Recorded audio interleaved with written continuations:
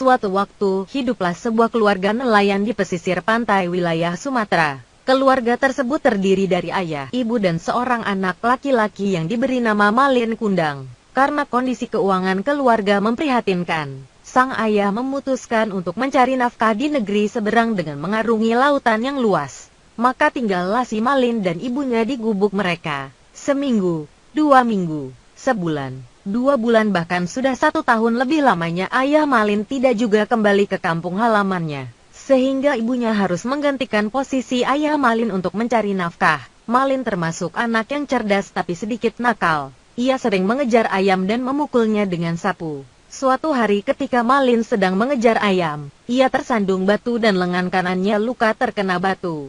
Luka tersebut menjadi berbekas di lengannya dan tidak bisa hilang. Setelah beranjak dewasa, Malin Kundang merasa kasihan dengan ibunya yang banting tulang mencari nafkah untuk membesarkan dirinya. Ia berpikir untuk mencari nafkah di negeri seberang dengan harapan nantinya ketika kembali ke kampung halaman, ia sudah menjadi seorang yang kaya raya. Malin tertarik dengan ajakan seorang nahoda kapal dagang yang dulunya miskin sekarang sudah menjadi seorang yang kaya raya. Malin Kundang mengutarakan maksudnya kepada ibunya. Ibunya semula kurang setuju dengan maksud Malin Kundang. Tapi karena Malin terus mendesak, ibu Malin Kundang akhirnya menyetujuinya walau dengan berat hati. Setelah mempersiapkan bekal dan perlengkapan secukupnya, Malin segera menuju ke dermaga dengan diantarkan oleh ibunya. Anakku, jika engkau sudah berhasil dan menjadi orang yang berkecukupan, jangan kau lupa dengan ibumu dan kampung halaman ini. Nak, ujar ibu Malin Kundang sambil berlinang air mata.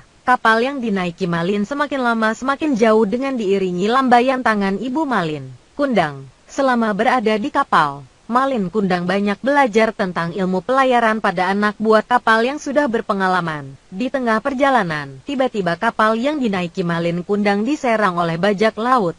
Semua barang dagangan para pedagang yang berada di kapal dirampas oleh bajak laut. Bahkan sebagian besar awak kapal dan orang yang berada di kapal tersebut dibunuh oleh para bajak laut. Malin Kundang sangat beruntung dirinya tidak dibunuh oleh para bajak laut. Karena ketika peristiwa itu terjadi, Malin segera bersembunyi di sebuah ruang kecil yang tertutup oleh kayu. Malin Kundang terkatung-katung di tengah laut, hingga akhirnya kapal yang ditumpanginya terdampar di sebuah pantai. Dengan sisa tenaga yang ada, Malin Kundang berjalan menuju ke desa yang terdekat dari pantai. Sesampainya di desa tersebut, Malin Kundang ditolong oleh masyarakat di desa tersebut setelah sebelumnya menceritakan kejadian yang menimpanya. Desa tempat Malin terdampar adalah desa yang sangat subur. Dengan keuletan dan kegigihannya dalam bekerja, Malin lama-kelamaan berhasil menjadi seorang yang kaya raya. Ia memiliki banyak kapal dagang dengan anak buah yang jumlahnya lebih dari 100 orang.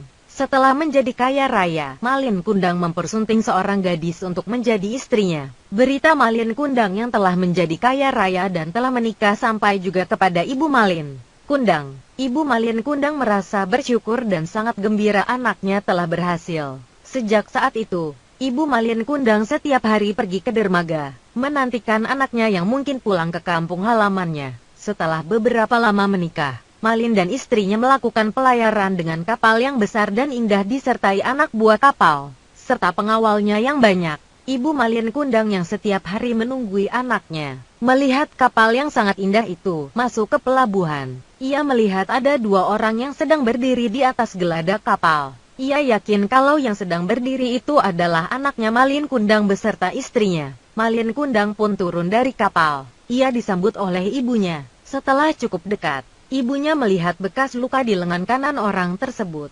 Semakin yakinlah ibunya bahwa yang ia dekati adalah Malin Kundang. Malin Kundang, anakku, mengapa kau pergi gitu lama tanpa mengirimkan kabar? Katanya sambil memeluk Malin Kundang. Tapi apa yang terjadi kemudian? Malin Kundang segera melepaskan pelukan ibunya dan mendorongnya hingga terjatuh. Wanita tak tahu diri, sembarangan saja mengaku sebagai ibuku, kata Malin Kundang pada ibunya. Malin Kundang pura-pura tidak mengenali ibunya, karena malu dengan ibunya yang sudah tua dan mengenakan baju compang camping. Wanita itu ibumu? Tanya istri Malin Kundang.